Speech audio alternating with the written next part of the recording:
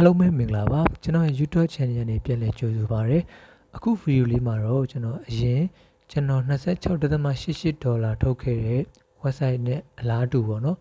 USDT အခြေစိုက် investment website တခုကိုမိတ်ဆက်ပေးခြင်းပါတယ်အရင်ဆုံး website တွေရောက်သွားရင်အခုလိုမျိုးလေးပေါ်နေပါလိမ့်မယ်အဲကြရင်ကျွန်တော်တို့ကိုယ့်ရဲ့ user name ထည့်မယ်ပြီးရင် password 2ကြောင်းထည့်ပြီးတော့အောက်ဆုံးမှာတော့ invitation code လေးထည့်လိုက်ပါထည့်ပြီးတော့ကျွန်တော် sign up လုပ်လိုက်ပါဗျအကောက်ဖွင့်ခြင်းဖြစ်တဲ့အတွက်ကြောင့်ဒီမှာဆိုရင်အကုန်လုံး0 USDT ပဲပြနေပါတယ်ကျွန်တော်ကတော့ online ကနေကျွန်တော်တို့$12 deposit လုပ်ထားပါတယ်ပေါ့နော်အဲ့တော့ကျွန်တော် home page ကိုပြန်သွားတဲ့အချိန်မှာ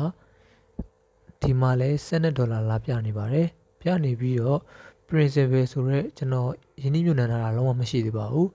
ယင်းညွှန်တာမရှိတဲ့အတွက်ကြောင့်ဒီမှာ investment မှာလဲကျွန်တော်အတိုးတွေမရသေးပါဘူးဗျာနော်အဲ့တော့ okay ထုံးစံတိုင်းပဲပြီးရင်ကျွန်တော်တို့ sign နဲ့ဝင်ပြီးတော့ဒေါ်လာလေးဝင်ယူလိုက်ကြရအောင်ဝင်ပြီးပြီဆိုတာနဲ့ကျွန်တော်တို့ sign in လေးနှိပ်လိုက်မယ် okay ဗျာကျွန်တော်တို့ 0.1 USDT ရရပါတော့ကျွန်တော်တို့ home page မှာဆိုလဲဒီမှာခုန$12ကနေ 12.1 ပြနေပါပြီဒီမှာတော့မိတ်ဆွေများကိုကျွန်တော်ပြချင်တာက USDT fan 1 day ပေါ့နော်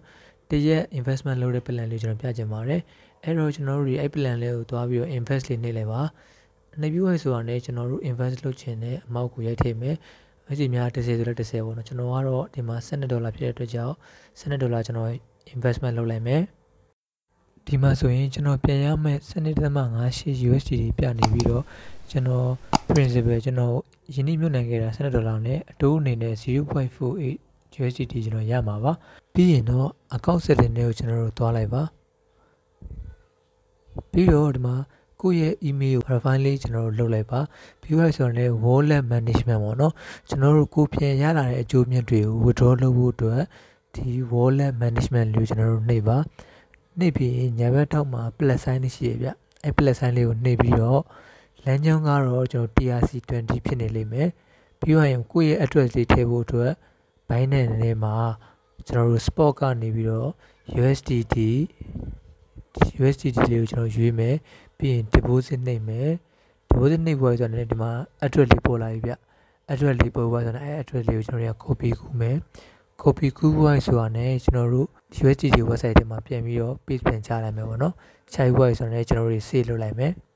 အခုလို့ successful operation ပြပြီဆိုရင်တော့ကျွန်တော်တို့လုပ်ငန်းစဉ်တွေအားလုံးပြီးပါပြီအဲ့တော့ကျွန်တော်တို့ withdraw လုပ်နိုင်ဖို့နောက်တစ်ရက်ဆောက်လိုက်တဲ့အချိန်မှာတော့ level balance မှာအခုလို့ 12.58 ဖြစ်နေပါပြီဒါကြောင့်ကျွန်တော်တို့ withdraw ပြန်လုပ်ကြမယ်အဲ့တော့အပြာ button လေးနဲ့ withdraw ကိုနှိပ်လိုက်ပါဒါဆိုရင်ခုလို USDT TRC20 ဆိုပြီးတော့ကျွန်တော်တို့ထည့်ခဲ့တဲ့ address ပြနေပါလိမ့်မယ်အဲ့ဒါဆိုရင်အောက်က withdraw လေးပဲအမောက်မှာထုတ်ချင်တဲ့အမောက်ကိုအပြည့်စုံရိုက်ထည့်လိုက်ပါပြီးပြီဆိုတာနဲ့ payment passport လေးရိုက်ထည့်ပြီး submit နှိပ်လိုက်ပြီဆိုတာနဲ့သိမကြခင် dotrin မှာကျွန်တော်တို့ကို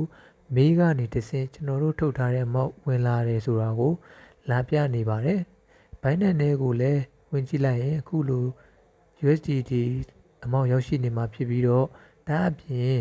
ကျွန်တော်တို့ website တွေကိုပြန်သွားကြည့်လိုက်ရင် success ဆိုပြီးတော့ရနေပါပြီဗျဒါလေးကတော့ USDT investment website ကနေ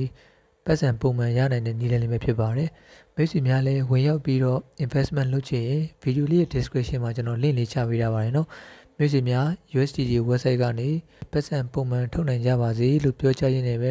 ကျွန်တော် video လေးကိုဒီမှာပဲဆုံးသက်လိုက်ပါတယ်နော်